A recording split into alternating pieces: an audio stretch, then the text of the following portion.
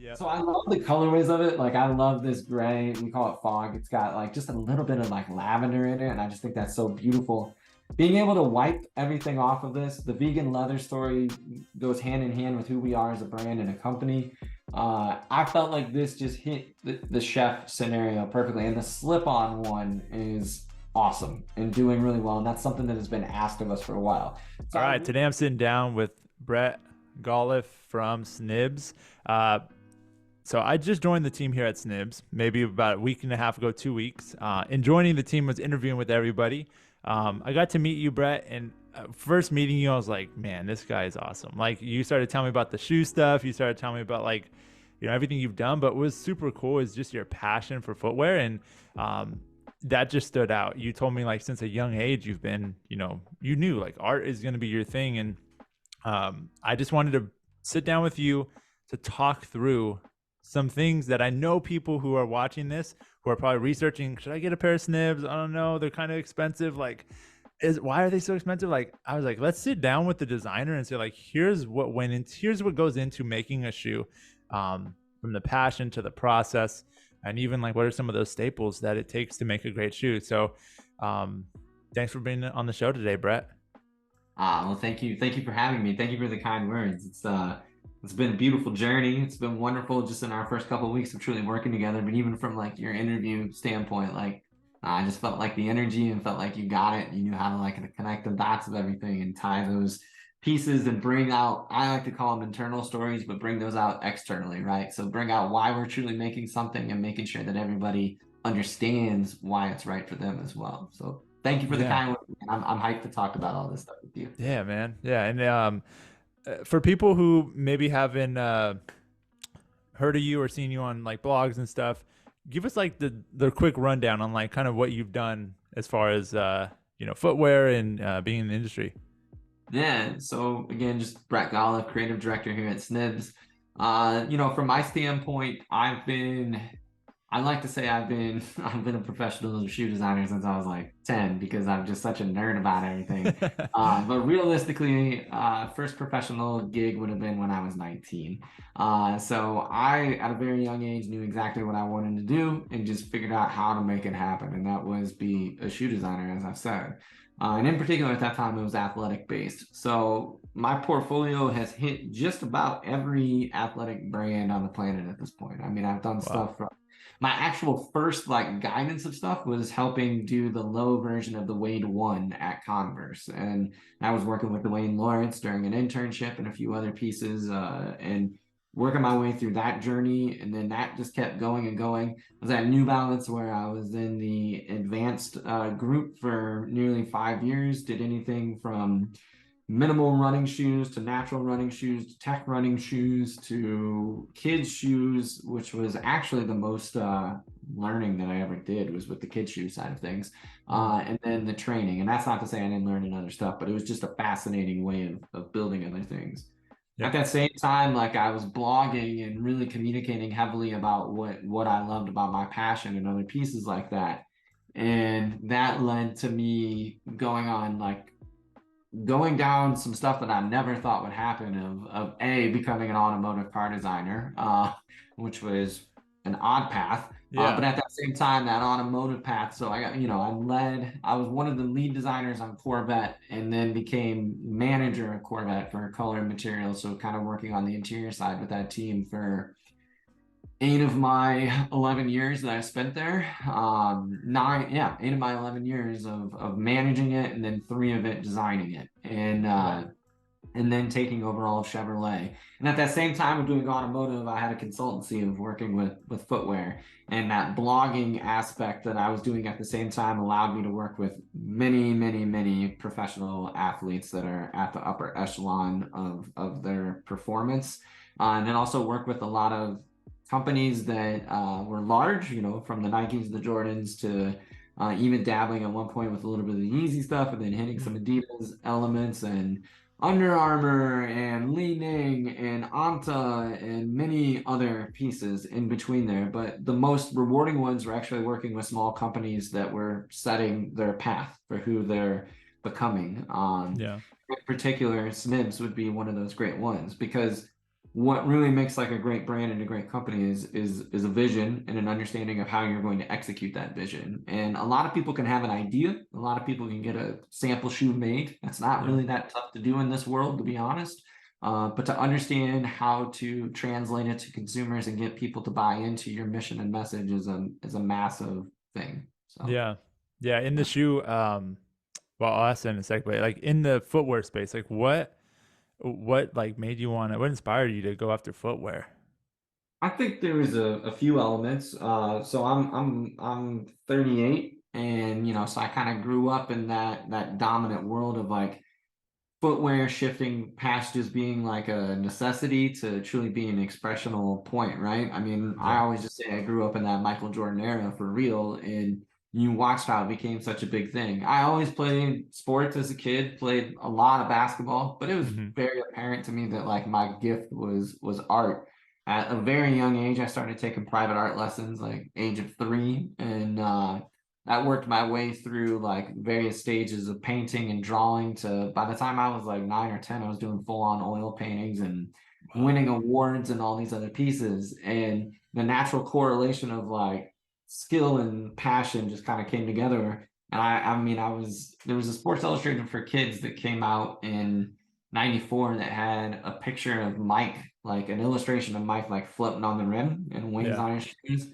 And I was obsessed with the Air Max Sensation at that point, which was like Chris Webber's first shoe. I just started drawing my own versions kind of based off of that. And then that kept going. And in like 7th grade, there was another piece in between there, but like 7th grade, there was a Slam, one of the god of basketball magazines, in my opinion, did a whole piece on the creation of the Jordan brand and all the designers and key pieces. And I started emailing all of them, in particular Tinker Hatfield as a 7th grader, and that Wow. that just set me on my path and just kept it going, man. Did he get back to you? Yeah, he did. Yep, got back to me. Another person that was integral and very similar at that time was also Jason Petrie. Jason Petrie does all of LeBron's products. So as I shifted into high school, he was in the midst. We were all on a website called Nike Talk, and Mm. he was posting on Nike Talk at that point. And he had just graduated college, and I started emailing with him a bunch, and still talk to him occasionally. I haven't talked to him in a few years yet now, but we've stayed in touch throughout the years as well. Same with Tinker. Yeah. Tinker stayed in touch as well. Yeah. Wow. Would you recommend people do that? Like just people looking to come up in whether it's footwear, kind of anything, we talk a lot here to people who are working in the hospitality industry. Like, do you want to work for a restaurant? You still think that's the way they should go? Absolutely. I mean, there's obviously other ways of doing it. I get so many DMs from an Instagram saying it may not be email anymore. That might be a little bit archaic to the youth of the world. But I think at the end of the day, it's initiating a conversation, whether that's Yeah. in person, online, or however you do it. If you have a passion, you have to accept that the worst thing that could happen is that somebody says no. And Yeah. like as long as you can accept that, and the same old analogy is just never be afraid to fail, right? Yeah. Like failing is you only fail if you stop and give Yeah. up. That's the only way you fail. But anything past that, it's just a lesson to move on to the next one. Love that. So you designed for a lot of these like prolific athletes. You designed, for Corvette. You know, doing that. What has been the biggest difference designing a work shoe? So like we all know work shoes tend to have a bad rap. Like I was working at Taco Bell for a couple years and like I don't even remember the brand name that of the shoe I wore, and that's how you know that work shoes don't have a good rap. You're just like it's a black work shoe. It's like what you call it. It's almost like a utility item. It's like a screwdriver or like a wrench. Like you just don't even think about the brand. You're just thinking about the use of it. How has that been different for designing that work shoe versus designing, something that probably gets a lot of attention and is like really thought through? Um, what's been the change? It's funny, like growing up, I always had like two jobs at once, and I would kind of rotate them and pick my hours. But like one of them was at a restaurant. It was called J Daniels, and I always had like restaurant work like growing up. And then another one was actually at Polo. And what was fascinating was like the first restaurant one at J Daniels, he just let me wear my old Jordans and stuff like that. Like he didn't care. Like the Yeah, wardrobe was a part of the personality, right? yeah, And I always thought that was great. So I never actually had a restaurant experience where I had to like truly wear like a uniform shoe. I was always Yeah. allowed to have like my visual. Then as I went to polo, like, oh my God, at that time it was like real, like you had to wear polo, obviously, which makes sense. There's no issue Mhm. with that. But like footwear wise, I would, I'd probably wear like a pair of Jordans or anything like that. And I wore, like at that time, the Jordan brand had the 2-3 brand, which was like their upper echelon, like dress shoe stuff. And I Mhm. wore that. They wouldn't even let me wear it. And I had to wear like just these terrible black, like Doc Martin looking things, and I hated it. And I Yeah. hate it. And like the key statement to all of this is like, why are you stripping somebody of their personality? Because at the end of the day, what they bring to the table is Mm. themselves. So if you don't allow them to be themselves, are you getting the best out of them and how they're working? Probably not, because Yeah. you're consciously telling them to just, no, I need you to just do this thing. I don't need you. I just need the function of you. And Yeah. as I transitioned, that was one of the things that attracted me to Snibbs and our, Daniel and Hike in particular, was the communication of that and how they saw function and form coming together to create something new. And Yeah. that really isn't any different than any of the athletic shoes that I had worked on and Mm. designed, and definitely from the stuff that I fell in love with. And at the end of the day, like the best athletic shoe is the shoe that goes unknown to the athlete, meaning that they don't Mm. feel it on their foot. Like, and it doesn't distract them from what they're trying to accomplish. The foot is their tool. And as I look at like our consumers and I look at workers, it's nothing different. But the fascinating thing that's happened in this world, in America in particular, is that like we don't celebrate that. Like it hasn't been celebrated. Like these are the most jobs in some of the biggest industries that we have, and yet like everybody aspires to be like something. I think there's roughly 45,000 professional athletes in the world, right? So Wow. why we're all wearing running shoes as like going and working at a restaurant or in a hospital or anything, it doesn't make sense. Yeah. Like those guys, it should be flipped. So for Yeah. the mentality is like, how do I provide the function that those guys get that I've learned Yeah. meticulously to the everyday person, the real athletes of the world to some extent. Yeah, this is a crazy idea, but just when you were saying that, I was like, imagine just an athlete wearing a snib, like just seeing an Yeah, athlete yeah. playing a game with the snib on. Like, come on. That's awesome. I love that. It's like, yeah, a lot of that too. I thought about was like the unengaged workforce. Like I've seen studies where it's like it was like 70% of people are unengaged at work, and I think you're right. A big part of that is making sure people feel supported, feel safe in their work spot, and like, hey, you can be you here, you know. But I think that's what's cool. That's what I saw was cool about Snips too. Is like we are creating shoes. I just talked to a guy yesterday at a Yafo here in Charlotte, North Carolina, a chef named Joe. Funny enough, and he was saying like I wear them because they look cool. Like I wear them because I have to wear work shoes, but these were by far the coolest looking work shoes I've ever seen. And so like it allows him to express himself. And he had like earrings, like gold earrings on, like the a feather necklace thing. Like he was obviously an expressive person. And it was cool to see now he has has a shoe that he can do that through. Um, and so when we look at like a work shoe, when it comes to it being an athlete, like what's a key piece for an athletic shoe? And then I want to transition and talk about like what's a key, what are the differences between like a work shoe, as far as like performance and things like that go. Well, I think ultimately it varies, right? You pick a runner to a basketball player to a football player, it's gonna be a different conversation. But I Yeah. think at the end of the day, the thing that they all like, there's this mentality that you lock in the foot, right? You don't want to lock in the foot. Locking in the foot keeps the foot from moving at its natural state. So being Mm. able to allow it to splay, being able to allow it to move, and allowing it to some extent like function at the way that it needs to function. There's also this other element that doesn't get discussed or educated enough about. There isn't a single person on this planet that has the same foot. You're going to find similarities of it, but none of us, every one of us could be in a room and pick 15 people and you have 15 different ways that the foot like lays, the way it Mm. balances, and it all goes within your gait. So a lot of that is actually embracing those differences and allowing it to come together. The other area that I would say that is a key difference is probably what the environment is, right? Like if you think about a basketball shoe, I mean, it's built for one environment. It's built for the court, and it's built for most of the times a pristine, perfect NBA court, which again, not too many people get to experience.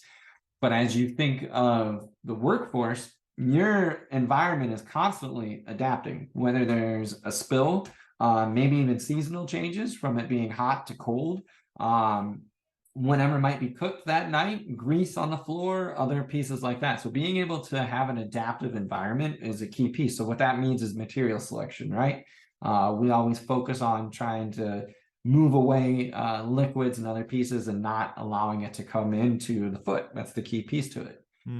Where they both lie in common is again kind of what I've said. Like if you're noticing issues, you're distracting yourself from what you need to be doing.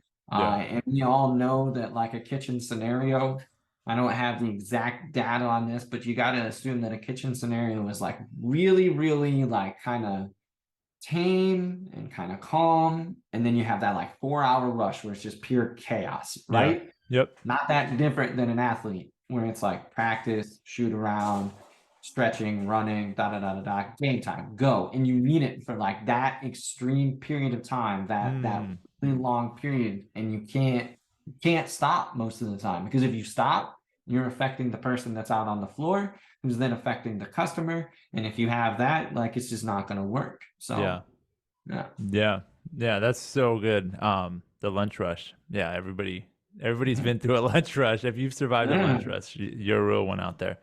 And so what are some of those like what's the one thing you think like you focus a lot of time on when you're building out the shoe, when you're, working on it? Like I'm just a lot curious of from my times, own. Yeah. I mean, it's like super easy to come up with like fun little sketches that, I keep next to my desk. Like that part's really fun and that's great. Yep. And they trigger ideas. But at the end of the day, if you can't execute it and turn it into real, it doesn't matter. Like just put. And you have to know how to do that. You have to understand how a form is. You have to understand like what you're designing around. You have to understand your price point, other pieces of that. So a lot of my time is like, if we were to break down like the shoe production timeline, so to speak, I would say like 15% of it is like drawing and being creative about it. And then the other 85% is really executing it and getting it into the consumer's hands, which is a long period of time. But it's all full of art, because like you're going to fall in love with that view and that vision. And we're like, that's it. Like that meets our function. That form is something that we can sell. We can say it's something entirely different to the consumer in the world. But now you have to capture that. Like you have to take that from a little 2D piece into 3D and make sure that it achieves everything that we're hoping for. Yeah. Walk us through that process. So like here's what I'm thinking. Here's what I thought the process was. Like you sketch the shoe, you get that cool rendering that everybody posts on Behance or on their Instagram, and then you send that to a shoe designer. They send you back the shoe made, and maybe you do a rendering in between, like, and then you're good, right? Is that like, walk us through the actual process of like what it takes to create a shoe? A good shoe will always start with whoever it is on the team. It's never just an individual. Maybe like on the fashion side, it could be an individual and them capture their vision. That's absolutely accurate. But a good shoe to me starts with us discussing what's needed. And in fact, like even with Snibbs, we've had a couple of shoes that have like slowed down simply because we're like, yeah, it'd be cool to have it, but we can't find the exact like reason to have it, right? And who does it communicate and sell to? So having the parameters and having a great brief that creates parameters, to create something, is always key from the beginning. Then past that, I'll sit down and look at our last situation. So like an anecdote is last comes first. So last is like what a shoe is made on, right? So we have five lasts at Snibbs. And what that really determines is, do we have the right last for what we're trying to accomplish with the new one, right? And so far, I think we're in a good spot. Like each last has a purpose. It serves a function for what we're trying to do. So I haven't created a new last in the past like 8 months or so. But when you do kind of create that new last. And the reason why the last comes first is because like if you can't make it look good on that last when you draw it, it's not going to look good in real life, period. Like you have to Ah, understand that. Like, yep, and it's not going to fit well, it's not going to feel right. So if you can't make it look good on that, you're not going to make it look good, period. It yeah, won't. Because that's the real thing. I mean, yeah, that's what's gonna come out. And you can do a yep, beautiful sketch all day long. You can make a beautiful piece of art. Anybody can do that. But if you can't make it look artful in the real form, it doesn't really matter. yeah, So I usually start there. And then I start that sketching process. And when you're sketching, it's realizing those parameters that were established. yep, And then I do a lot of little sketches that are really kind of only for me to some extent. And then once I get it to where it needs to be, I do the rendering that you mentioned of just do a real beautiful rendering of what this is. It's probably going to look very close to this in real life. This is our goal. This is our vision. yep, And then from there, I create a tech pack. And then we have a wonderful factory and sourcing partner that we work with. And I send them that tech pack. That's inevitably going to come back with questions. And a tech pack, for anybody unaware, just consider that yeah, the blue, like a house, right?